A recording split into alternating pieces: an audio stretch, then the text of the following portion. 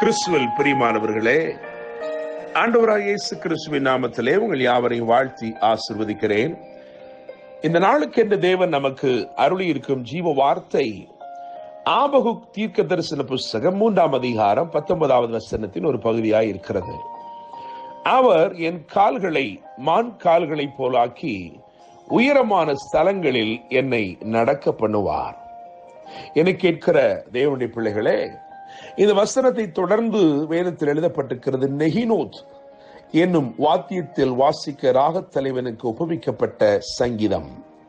நெகினோத் என்று சொன்னால் கவுண்ட்லெஸ் என்று அர்த்தம், எண்ணிறைந்த அல்லது எண்ணிக்கையில் அடங்காத என்று அர்த்தம். An instrument with many strings என்று ஒரு பதம் சொல்லுகிறது. என கேட்கிற தேவனுடைய பிள்ளைகளே, எண்ணி முடியாத நன்மைகளை நிச்சயமாய் கர்த்தர் இன்று உங்கள் வாழ்க்கையில் செய்ய போகிறார். வேதத்திலே இந்த வார்த்தை 3 இடங்களிலே சொல்லப்பட்டிருக்கிறது. 2 சாமுவேல் 22ஆம் அதிகாரம் 34ஆம் வசனத்திலும், சங்கீதம் 18ஆம் அதிகாரம் 33ஆம் வசனத்திலும், மற்றுமாக நாம் வாசித்த இந்த ஆபகுக் 3ஆம் அதிகாரம் 19ஆம் வசனத்திலும் இந்த ஒரே வார்த்தை சற்று வித்தியாசமாய் சொல்லப்பட்டிருக்கிறது. அங்கே அதாவது 2 சாமுவேல் 22:34 சங்கீதம் 18:33 அவர் உயரமான ஸ்தலங்களில் என்னை நிற்க பண்ணுகிறார் என்று எழுதியிருக்கிறது. என் கால்களை மான் கால்களை போலாக்கி உயரமான ஸ்தலங்களில் என்னை நிறுத்துகிறார் அல்லது நிற்க பண்ணுகிறார் என்று எழுதியிருக்கிறது. ஆனால் இங்கே உயரமான ஸ்தலங்களில் என்னை நடக்க பண்ணுவார் என்று எழுதியிருக்கிறது. என கேட்கிற தேவனுடைய பிள்ளைகளே, ஆபகுக் புஸ்தகம் 3ஆம் அதிகாரம் 1ஆம் வசனத்தை கவனிக்கும் பொழுது, சிகாயோனில் பாடின விண்ணப்பம், ஒரு தீர்க்கதரிசி ஒரு ராகத்திலே ஒரு விண்ணப்பத்தை ஆரம்பிக்கிறான். ஆனால் முடிவோ அதற்கு அவனுக்கு விடை கிடைக்கிறது.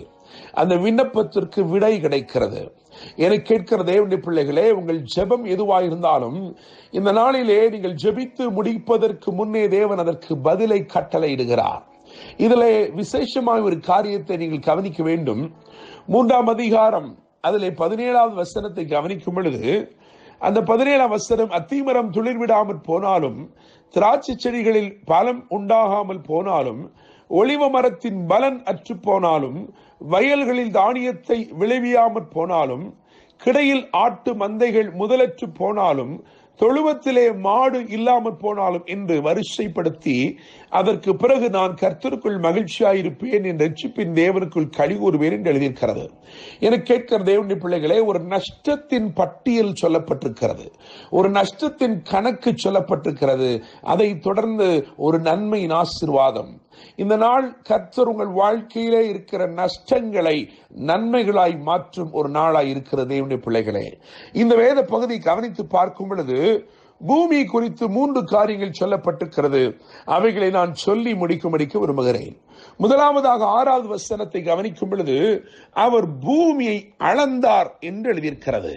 கர்த்தர் பூமியை அளந்தார். பூமியை அளக்கிறார் என்று சொன்னால், நிச்சயமாக நான் சொல்கிறேன், உங்களுக்கு பாதைகளை உண்டாக்கும்படிக்கு அவர் விரும்புகிறார். அவர் பூமியை எதற்கு அளக்கிறார் என்று சொன்னால், உங்களுக்கு பாதைகளை உண்டு பண்ணும்படிக்கு. இங்கே வேதம் சொல்லுகிறது, நீங்கள் வாசித்து பார்க்கும் பொழுது 6ஆம் வசனத்தின் ஒரு பகுதியிலே, அவர் நின்று பூமியை அளந்தார். அதை தொடர்ந்துள்ள வசனங்களை கவனிக்கும் பொழுது, பூர்வ பர்வதங்கள் சிதறடிக்கப்பட்டது என்று எழுதியிருக்கிறது, மலைகள் தாழ்ந்தது என்று எழுதியிருக்கிறது. அவருடைய நடைகள் நித்திய நடைகளாயிருந்தது. அவர் பூமி எதற்கு அளந்தார், எதற்கு பர்வதங்களை கரையப்படினார் என்று சொன்னால், அவர் வழி உண்டாக்கும்படிக்கு. எனவே பூமி அளக்கும் தேவன் உங்களுக்கு பாதை உண்டாக்குகிறவராயிருக்கிறார். இரண்டாவதாக 9வது வசனத்தை கவனிக்கும் பொழுது, பூமியை பிளந்தார் என்று எழுதியிருக்கிறது. பூமியை அளக்கிற தேவன் பூமியை பிளக்கிறவருமாயிருக்கிறார். தேவனுடைய பிள்ளைகளே, எதற்காக என்று கவனித்து பார்த்தால் 9ஆம் வசனத்திலே, நீர் பூமியை பிளந்து ஆறுகளை உண்டாக்கினீர், ஆசீர்வாதங்கள் உங்களிடத்திலே ஓடி வரும்படி செய்கிறார். என கேட்கிற தேவனுடைய பிள்ளைகளே, பாதையே இல்லை என்று சொல்லுகிற இடத்திலே உங்களுக்கு இன்றைக்கு அவர் பாதை உண்டாக்குகிறார், வழி உண்டாக்குகிறார். ஆசீர்வாதம் இல்லை என்று சொல்லுகிற இடத்திலே ஆறுகளை உண்டாக்கி நீங்கள் இருக்கும் இடத்திலே அந்த ஆறுகள் ஓடி வரும்படி செய்கிறார். மூன்றாவதாக மூன்றாம் வசனத்தை கவனிக்கும் பொழுது அந்த மூன்றாவது வசனத்திலே பூமியை நிறைத்தார் என்பதை கவனிக்கலாம். மூன்றாவது வசனத்தில் இப்படியாய் சொல்லி இருக்கிறது, அவருடைய மகிமை வானங்களை மூடிக்கொண்டது, அவர் துதியினால் பூமி நிறைந்தது. என்னை கேட்கிற தேவனுடைய பிள்ளைகளே, வானங்களை மகிமையினால் மூடுகிறவர் மகத்துவமான அற்புதங்களை உங்கள் வாழ்க்கையிலே செய்கிறபடினால் பூமியே துதியினாலே நிரம்புகிறது. பூமியை அளந்தார், பூமியை பிளந்தார், பூமியை நிறைத்தார். வேத வசனத்தை கவனியுங்கள். அவரின் கால்களை மான் கால்களை போலாக்கி உயரமான ஸ்தலங்களில் என்னை நடக்க பண்ணுவார். இன்று கர்த்தர் இந்த வார்த்தையின் மூலமாக அல்லது இந்த வார்த்தையின்படியே உங்களை மேன்மையின் பாதையிலே நடக்க பண்ணுவார்.